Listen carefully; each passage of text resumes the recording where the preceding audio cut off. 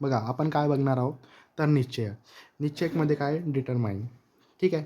तर पहिल्या 2 जलातील रेषीय समीकरणामध्ये समीकरणे सोडवायची, एक समीकरण सोडवायचे 3 पद्धती आहे. कोणत्या?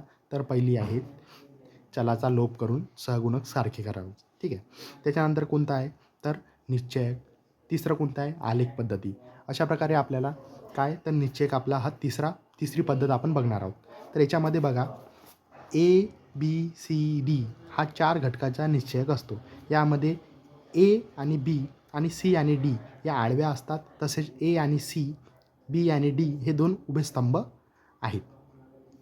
या निश्चयकाची कोटी किती आहे? 2 आहे. कारण ओळीत व स्तंभकात 2 घटक आहेत. या निश्चयक एका संख्येसाठी लिहिला जातो. ती संख्या किती असते? AD वजा BC असते. म्हणजे काय? याचा तिरपा गुणाकार. निश्चयक सर्वात सोपी पद्धत म्हणजे काय? तिरपा गुणाकार म्हणून ओळखली जाते आणि याला दुसरं नाव आणखी आहे क्रेमरची पद्धत. निश्चयकाचे नाव देण्यासाठी सर्वसाधारण ABCD अशी इंग्रजी कॅपिटल वापरली जातात. आता सोडवलेले उदाहरण बघणार आहोत आपण. तर याच्यामध्ये बघा खालील निश्चयकाची किमती काढा. 5 आणि 7, 3 आणि 9 याचा काय करायचं? तिरपा गुणाकार. 5 गुणिला 9 वजा 7 गुणिला 3. ठीक आहे. आपण इकडे बघणार आहोत काय केलेलं आहे. A बरोबर 5 गुणिला 9 ठीक आहे वजा 3 गुणिला 7 म्हणजे काय? 5 9 किती? 45. 7 त्रिक किती? 21. ठीक आहे. 45 वजा 21 बरोबर किती उरले? 24. हे काय मिळालेलं आहे आपल्याला? निश्चयकाची किंमत मिळालेली आहे.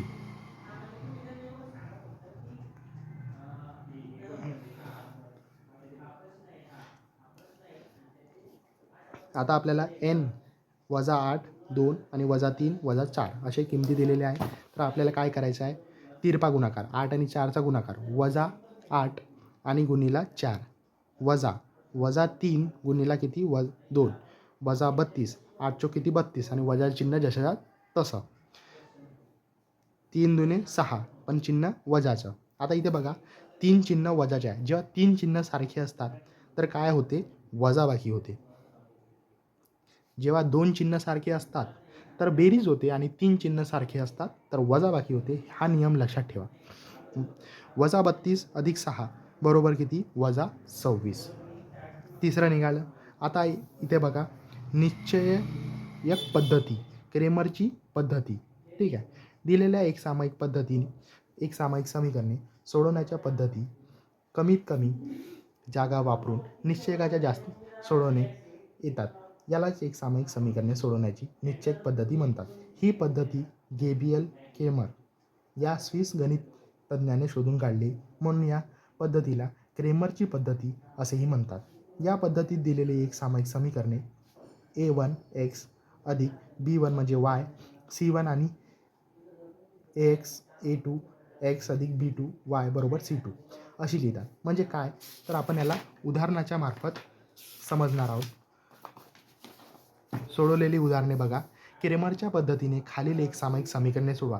प्रश्नामध्ये जेव्हा तुम्हाला क्रेमरची पद्धती खालील एक सामायिक समीकरणे सोडवा जेव्हा असं म्हणेल तेव्हाच आपण या पद्धतीचा उपयोग करून, जर आपल्याला आलेख पद्धतीने सांगितलेलं आहे परीक्षेमध्ये तर आलेख पद्धतीचाच उपयोग करून आपल्याला एक सामायिक समीकरणे सोडवावी लागेल. आता काय करायचं तर याला एक्सवाल्या संख्येला काय आपण म्हणतो? A1. पहिल्या समीकरणात B1 C1 A2 B2 C2 A1 B1 C1 A2 B2 C2. ठीक आहे. तर काय करणार आहोत आपण? सरळ किमती ठेवणार आहोत. याला आणखी एक फॉर्म्युला म्हणतात आपल्याला 12 32 13. ठीक आहे. तोही आपण बघणार आहोत याच्यामध्ये. यामध्ये बघा 5x अधिक 3y वजा 11. आपण समीकरण जसं तसं मांडून ठेवलं. कैचीने कापण्याची आपली जी पुराणी आदत आहे ती आपण जुन्या पद्धतीने आपण करणार आहोत. कैचीने आपण कापून घेऊन आणि पहिले 1-2 करून घेऊ. आता बघा पहिली संख्या घ्यायची. काय करायची? पहिली संख्या. इथे काय घेणार? पहिली. ही जी लाईन आहे पहिली 5 आणि 2. नंतर काय घेणार? दुसरी लाईन 3 आणि 4. आपल्याला चल घ्यायची नाही आहे. चलासोबत असलेले सहगुणक घ्यायचे आहे. नेहमी लक्षात ठेवा. आणि याच्या काय करायचे? तिरपा गुणाकार. 5 चोक किती? 20. 3 दुने 6. 20 मधून 6 गेले किती उरले? 14. म्हणजे काय मिळाले आपल्याला? D ही मिळालेली आहे. नंतर काय काढायचं आहे? DX. तर याच्यामध्ये बघा आपल्याला काय करायचं आहे? तिसरी संख्या, तिसरी जी लाईन आहे ती आधी घ्यायची. वजा 11 वजा 10. घेतली आपण. नंतर काय, ही दुसरी लाईन जशी तशी घ्यायची, म्हणजे 3 गुणिले 4. आणि याचा काय करायचा, तिरपा गुणाकार. 11 गुणिले 4 किती होणार, 44. पण चिन्ह कोणतं, वजाबाकीचं. नंतर काय, 10 गुणिले 3 किती होणार, 30. पण कोणतं, वजाचं चिन्ह. वजा 44 अधिक 30 काय होणार, वजा 14. काय मिळालं आपल्याला, dx आणि dy. आता आपल्याला काय करायचं आहे, dy. तर dy साठी काय, तर पहिली लाईन घ्यायची आणि तिसरी लाईन घ्यायची, म्हणजे 5 आणि 2 आणि वजा 11 आणि 10. पहिली आणि तिसरी लाईन घेतली. नंतर काय करायचं, 5 गुणिले तिरपा गुणाकार. इथं तिरपा गुणाकार 5 गुणिले 10 किती होणार, 50. कोणत्याचे 50, वजा 50. 2 गुणिले 11 किती होणार, 22. पण कोणते 22, वजा 22. अशा प्रकारे आपल्याला इथे बघा 3 चिन्ह दिलेले आहे. तर 3 चिन्ह जेव्हा सारखे असतात तर काय होते, नेहमी वजाबाकी होते. पण चिन्ह मोठ्या संख्येचे, 22 मोठे आहे की 50 मोठे आहे, 50 मोठे आहे. तर याची वजाबाकी करून किती येणार, 28. आणि चिन्ह कोणतं देणार, वजाबाकीचं. इथं गणित संपलं का, नाही.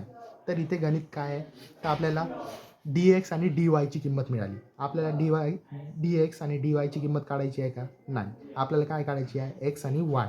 समीकरण सोडवताना आपल्याला काय काढावं लागतं, x आणि y. तर x काढायसाठी काय, dx भागिला d बरोबर वजा 14 भागिला 14. 14 एके किती, 1. आणि वजा चिन्ह जशाच्या तसं. भागाकारामध्ये सुद्धा वजा चिन्ह जर 2 वड्या असेल तर ते कट होणार, परंतु एकच वड्या आहेत तर ते चिन्ह दिले जाणार उत्तराला. y dy भागिला d बरोबर वजा 28 भागिला 14. 14 दुने किती, 28 आणि चिन्ह वजा 2. आता x आणि y लिहिण्याची पद्धत बघा. एक सामायिक समीकरणाची उकल आपण सुरुवातीला जशी लिहित आलो तशीच आपल्याला लिहायची. वजा 1 आणि वजा 2 ही दिलेल्या एक सामायिक समीकरणाची उकल आहे. निश्चय पद्धतीने दिलेली एक सामायिक समीकरणे सोडवण्यासाठी खालील चौकटी पूर्ण करा. आता इथे बघा एक सामायिक समीकरण दिलेली आहेत. तर काय करायचं आहे, दिलेली समीकरणे ax अधिक by बरोबर c या स्वरूपात लिहू. 2x अधिक y बरोबर 19. 2x वजा 3y वजा 3. आता d म्हणजे काय, तर पहिली संख्या. इथे किती आहे, तर पहिल्या बॉक्समध्ये येणार 2. किती येणार, 2. आणि दुसऱ्या बॉक्समध्ये आता इथे कोणती संख्या दिलेली आहे का, नाही. आता ज्या चलापुढे कोणतीही संख्या नसते त्याला आपण काय म्हणतो, तिथे किती संख्या असते, 1 ही संख्या असते. आपल्या जेवढं सफरचंद आहे तर आपण नेहमी असं म्हणतो का, माझ्याएवढं 1 ॲपल आहे, 1 सफरचंद आहे, 1 ॲपल आहे, 1 ॲपल आहे. नाही, आपल्या जेवढं आपण फक्त म्हणतो ॲपल आहे. आपण असं नाही म्हणत का आपल्या जेवढे 1 आहे. एखादी वस्तू जेव्हा आपल्या जेवढे एकच असते तर ती फक्त आपण नावाने हाक मारतो, त्याच्यापुढे संख्या लावत नाही. तर तसंच इथे सुद्धा आपल्याला संख्या लिहिलेली दिसली नाही आहे, तरी आपल्या जेवढं काय आहे, y हे आहे. म्हणून इथे काय, पहिल्या ठिकाणी येणार 2 आणि इथे येणार 1. ठीक आहे. वजा 3 गुणिला 2 किती होणार, वजा 6. किती होणार, इथे येणार वजा 6. आणि 2 गुणिला किती येणार, 1. म्हणजे इथे किती येणार, 1. 6 वजा 1. पण कोणते 6, वजा 6. म्हणजे आता बघा इथे किती, 2 चिन्ह आले. 2 चिन्ह सारखे असतात तेव्हा आपण काय करतो, तेव्हा आपण करतो बेरीज. वजा वजा किती होणार, 7. किती मिळणार आपल्याला, 7. ठीक आहे. बघा हे जे तुम्हाला सर्वात आधी आपण गुण सांगून देतो मी इथे. ज्या आकृती पूर्ण कराव्या लागतात ते आकृती पूर्ण करा. ह्या तुम्ही सोडू नका. का सोडू नका, कारण की आकृती पूर्ण करा हे 3 मार्कासाठी येतात आणि परीक्षेमध्ये हे 3 मार्क सोडता कामा नये, जेणेकरून तुम्हाला जास्तीत जास्त मार्क कवर करता येईल. 40 पैकी जर तुम्हाला 30 मार्क एका दिवसामध्ये जर कवर करायचे असेल तर आपण कशा प्रकारे ते कवर करणार ते तुम्ही बघून घ्या. 1 मार्काचे प्रश्न. पहिला प्रश्न जो 4 मार्काचा ऑप्शनल असतो तो सोडवायचा. दुसरा थोडंसं सविस्तर असतो 1 मार्कासाठी, तो सोडवायचा. आणि तिसरा प्रश्न, ते हे जे पहिला प्रश्न आहे 1 मार्काचा तो पूर्ण सोडवायचा, जेणेकरून आपल्याला पूर्ण मार्क मिळेल 12 मार्क. दुसरा प्रश्न ज्याच्यामध्ये आपल्याला 2-2 मार्काचे गणित असतात ए आणि बी, ते आपण सॉल्व करावे. आणि तिसरा प्रश्न आकृती पूर्ण करा. हा प्रश्न सोडायचा नाही. एमध्ये आकृती पूर्ण करा आणि बी याच्यामध्ये जेवढे जास्त होते तुम्हाला तेवढे तुम्हाला आकृती पूर्ण करामध्ये बघा 2 मार्कासाठी 1 आकृती येणार आणि 3 मार्कासाठी आकृती येणार. तर ते नेहमी तुम्ही सॉल्व करण्याचा प्रयत्न करा. आता इथे बघा, सराव संच 1.3, 3 गुणिला 5, तिरपा गुणाकार घेऊन आपण 3 गुणिला 5 किती होणार, 3 5 15, आणि इथे किती 2 गुणिला 4 किती होणार 8, 15मधून 8 गेले किती उरले 7. अशा प्रकारे आपण पहिली किंमत केली. आता खालील निश्चयकाची किमती काढा. याच्यामध्ये काय करायचं आहे आपल्याला, तर आपल्याला करायचं आहे तिरपा गुणाकार, सगळ्यांचा तिरपा गुणाकार. 1 गुणिला 4 किती होणार -4, 7 गुणिला 2 किती होणार 14, 14 वजा 4 वजा वजा 2 चिन्ह वजाच्या म्हणजे काय होणार बेरीज, 14 अधिक 4 किती होणार -18. नंतर काय 5 गुणिला 0 किती होणार 0 वजा 21 किती येणार, याचे उत्तर 21. ठीक आहे. काय करायचं आहे, फक्त तिरपा गुणाकार आपल्याला करायचा आहे. बघा, परीक्षेमध्ये सराव संच 1.4 हे प्रश्न सोडून सराव म्हणजे खालील एक सामायिक समीकरणे सोडवा हे सोडून द्या, कारण की हे परीक्षेमध्ये नाहीच्या प्रमाणात येतात आणि आपण याच्यावर वेळ वाया घालवू नये, जेणेकरून तुमच्या परीक्षेमध्ये पास होण्याचे चान्सेस आणि जास्त मार्क घेण्याचे चान्सेस वाया घालवू नका. एका दिवसामध्ये जर तुम्हाला 40 मार्क हवे असेल तर हे जे मोठे गणित आहे त्यांना सोडून द्या, 1 ते 3पर्यंत 4पर्यंत आपले प्रश्न सोडवा. ठीक आहे. आता इथे बघा, आपल्याला एक सामायिक समीकरणाची उपयोजन, इथे काय रिकाम्या जागा दिलेल्या आहेत आणि ते आपल्याला भरायचे आहे. अशा प्रकारचे आपल्याला गणितं, जेणेकरून